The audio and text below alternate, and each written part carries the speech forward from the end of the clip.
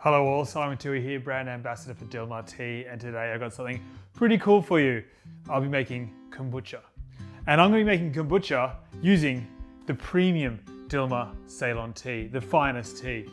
This beverage is a slow ferment using what we call a SCOBY. And a SCOBY is an acronym, symbiotic culture of bacteria and yeast. And that SCOBY you really need to get from somewhere else. Someone else has to have a SCOBY. If anyone that you know is making kombucha, they will have a SCOBY, and I guarantee you they will have a lot to spare.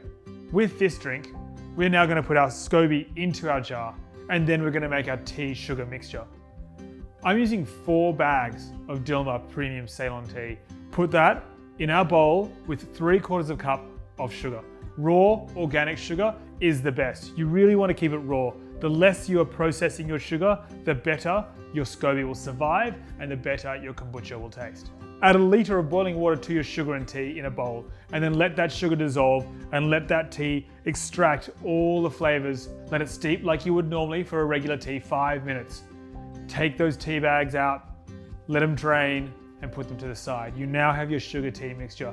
Once you have that mixture, you need to let it cool down because you don't want to put boiling water into a SCOBY because that will kill the bacteria based in that SCOBY. So put that bowl in the fridge. Let that cool down to room temperature or as cold as you'd like, as best you can. Definitely below about 37 degrees. Once you get to that temperature, pour that liquid into your SCOBY jar and let it steep. Now this is an aerobic fermentation, so it needs air to help ferment. So with this, you want to put a cloth on top and then put a rubber band around it. That'll allow no bugs and anything to get in, but still allow that air to escape and get that fermentation rolling on. You need to leave this fermentation now, this kombucha, for a week.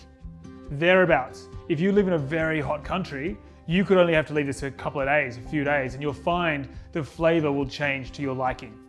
If you're in a cold place, especially like Melbourne on a winter's day, you could actually leave it to nearly 2 weeks. And that 2 weeks, it may not even be ready then. The difference is huge depending on where you are. But the best way to find out whether you're ready to drink your kombucha or not is purely just to taste it. Is it sour? Is it vinegary? Is it slightly sweet? Is there a balance? And is it nice and fizzy?